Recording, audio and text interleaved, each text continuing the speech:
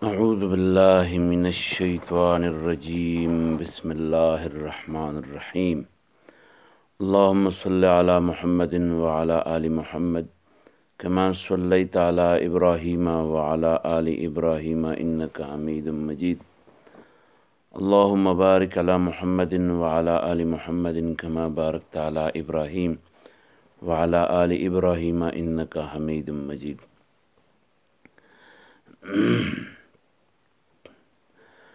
اللہم صلی علی محمد صلی اللہ علیہ وآلہ وسلم۔ حدیث نمبر 209 زاد الطالبین، حدیث نمبر 209 صفحہ نمبر 30 دے کتاب کے۔ من صلی علی واحدتا صلی اللہ علیہ عشرا۔ من هغه سړی صلی چې درود ووایي علیه په ما باندې مرتن یو ځل. من کم سړی چې صلی درود ووایو علیه په ما مرتن یو ځل. صلی الله درود به ووایي الله تعالی علیه پاغه، یعنی رحمت به ولیږي الله تعالی علیه پاغه عشرا لس ځل، یو په لس به وله بدل ورکي. من کم سړی چې صلی درود ووایو علیه په ما باندې، پیغمبر علیہ السلام فرمایي چې په ما یو ځل درود ووایو صلی الله درود به ولیږي الله تعالی، یعنی رحمتونه به ولیږي الله تعالی علیه په هغه باندې عشرا لس ځل. من وہ شخص صلی جو درود بھیجے علیہ مجھ پر واحدتاً ایک بار، صلی اللہ درود بھیجے گا اللہ، یعنی رحمت بھیجے گا اللہ علیہ اس پر عشراً 10 بار. من قتل معاہداً من کم سڑی چی قتل مڑک معاہداً معاہد. معاہد اغا چاہتا ہوئی چی اغا دا مسلمانانو دا حکومت سر دا یو معاہدے تحت چی دے نو اغا مسلمانانو سر د جنگ نه لاس راښکو دي، یا دا چې د مسلمانانو په ملک کې د شهري په حیثیت باندې د عام شهري په حیثیت باندې اوسیږي. نو من هغه سړی قتله چا چې مړ کو معاهدن یو معاهد سړی، لم یرح و بی بنکی رایحة الجنت بی د جنت، د جنت بی به پې حرامي. من چا چې قتل مړ کو معاهدن معاهد لم یرح اب بی نکی رایحت الجنہ بید جنت. من جس شخص نے قتل کیا معاہدن کسی معاہد کو، لم یرح وہ نہیں سنگے گا رایحت الجنہ جنت کا کوئی خوشبو. من هغه سړی یورید چې وغواړي الله الله تعالی به د هغه سره خیرن څه ښېګړه کول. من چا سره چې یورید وغواړي الله الله تعالی به د هغه خیرن خیر، یفقه هو پوهه یې کی فی الدین په دین، یفقه پوهه کی علم ولور کی فی الدین د دین. من وہ شخص یورد جس کا ارادہ کرے اللہ ہو اللہ بھی اس کا خیر، اس کو خیرن خیر پہنچانے کا، جس کو خیر پہنچانے کا اللہ ارادہ کرے، یفقہ ہو اس کو بصیرت دیتا ہے فی الدین دینی معاملات میں. اللہ اس کو فقی بصیرت دیتا ہے دینی معاملات کے، فقی میں فقی بصیرت دیتا ہے. من بنا للہ مسجدن من وہ شخص یورد جو ارادہ کرے اللہ اللہ بھی اس کو خیرن خیر پہنچانے کا، یفقہ ہو اللہ بصیرت دے گا اسے فی الدینی دینی معاملات میں. من وہ شخص بنا جو بنائے للہ اللہ کے لیے مسجدن مسجد، جو آدمی اللہ کے لیے مسجد بنائے، بن اللہ بنائے گا اللہ لہو اس کو بیتن گھر پل جنتی جنت میں. من وہ شخص بنا للہ جو بنائے اللہ کے لیے مسجدن کوئی مسجد، बन अल्लाह, अब बनाएगा अल्लाह, लहू उसके लिए, बैतन एक घर, फिल जन्नति जन्नत में। मन हगा सड़े बना ची जोड़ की लिल्लाहि दा अल्लाह पनु मस्जिदन जुमात, बन अल्लाह जोड़ बकी अल्लाह तला लहू अगला बैतन यौ कोर फिल जन्नति पे जन्नत की। मन हगा सड़े सोनिया ची वशी इलेहि दा गसर मारूफुन सखेगड़ा, मन हगा सड़े सोनिया ची वशी इलेहि दा गसर मारूफुन सखेगड़ा। फ़क़ाला और दग सड़े उवैल फ़ाइलिही दे खैर दे के उनकी कारकुनता, जज़ाकल्ला वर्ते हुई, जज़ाकल्ला ने दुआ होते कि ची अल्लाह इदला बदला दरकी, खैरन द खैर, फ़क़द यकीनन अबलगा द वरसाओ पूरे वकड़ो बिस्सनाई दाग सिफत, दागला बदल वर्को चा सरा ची चानी की वकड़ा और दौर त बेरते जज़ाकल्ला हुआयो।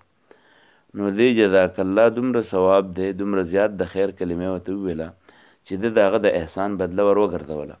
मन वो शख्स सोनिया इलैहि जिसके साथ किया गया हो मारूफुन कोई नेकी एहसान, फ़क़ाला और ये शख्स कहे लिफ़ाइलिही उस एहसान के करने वाले को, जज़ाकल्ला खैरन, अल्लाह तुझे जज़ाए खैर दे, ये कहा उसको। फ़क़द अबलगा तो यकीनन उसने मुकम्मल किया, फ़िस्सना उसकी सिफ़त यानी उसके अतिये का यानी उसके एहसान का बदला उसने पूरा दे दिया। फ़क़द अबलगा उसने पूरा दिया, फ़िस्सना उसकी उसका बदला।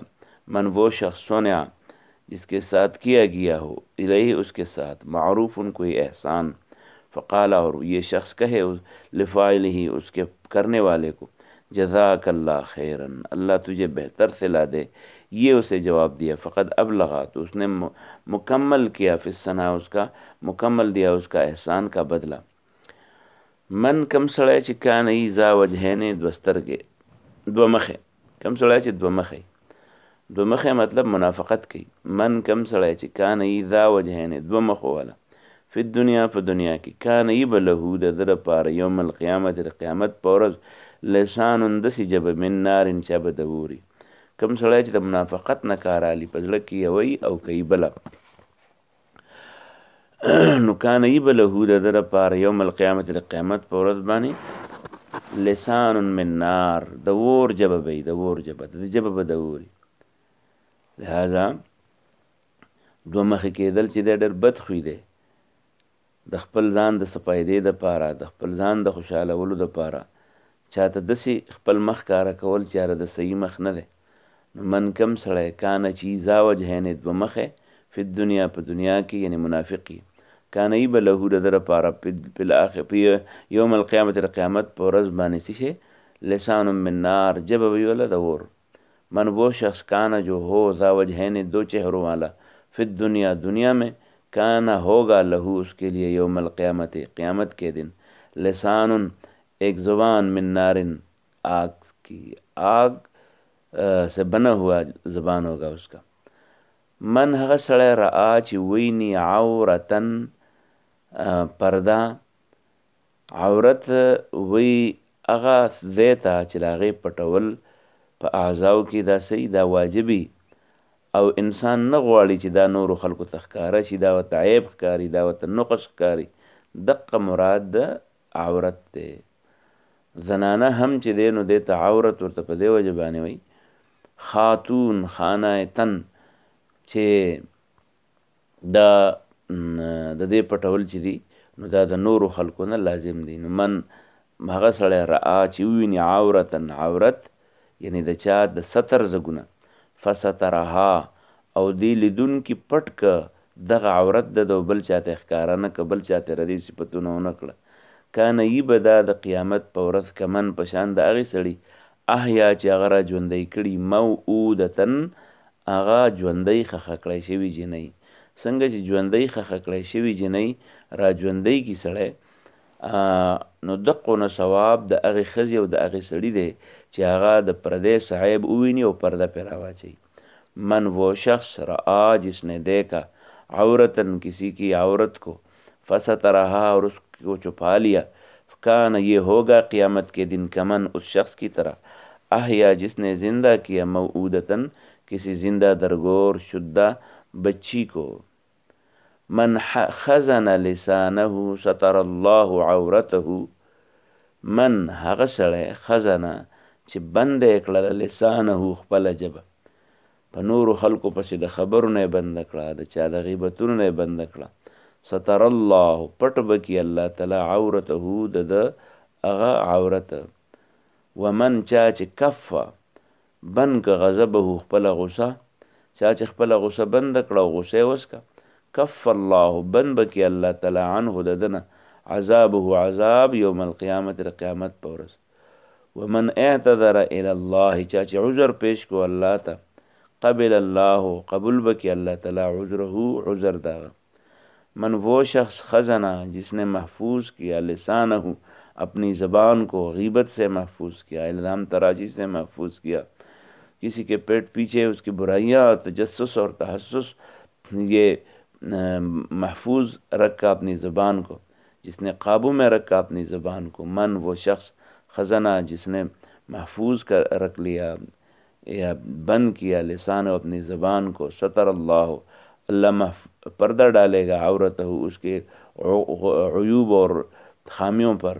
ومن اور وہ شخص کفا جس نے بند کیا غضبہ اپنے غصے کو، قابو کیا اپنے غصے کو، روک رکھا اپنے غصے کو. کف اللہ روکے گا اللہ عنہ اس سے عذابہ اس کا عذاب یوم القیامت قیامت کے دن. قیامت کے دن اللہ اس سے اپنے عذاب کو روکے گا. ومن اعتذر اور جس نے معذرت کی اللہ اللہ کو، یعنی جس نے عذر پیش کیا اللہ کو، یعنی توبہ اور استغفار پیش کیا اپنے گناہ پر، اپنی کمزوری پر، ندامت کا اظہار کیا. قبل اللہ عذرہ اللہ اس کی عذر کو قبول کر لے گا. لہٰذا اپنی گناہوں کی معذرت اور اللہ سے اس کی معافی کی درخواست ہر وقت کرنی چاہیے. استغفر اللہ ربی من کل ذنب و اتوب الیہ. قبل اللہ قبول کرے گا اللہ عذرہ اس کا عذر. من وہ شخص سئل عن علم علمہ ثم کتمہ الجم یوم القیامت بلجام من نار. من وہ شخص سئل من هغه سړی سئل چې تپوس وشي د هغه نه عن علم د علمي خبرې، علمه چې د یاد کړي، ثم کتمه او بیا دی پټ کی، الجما نو پیزوان به ور واچولی شي دته یوم القیامت د قیامت په ورځ، بلجامن پیزوان من نارن د اور.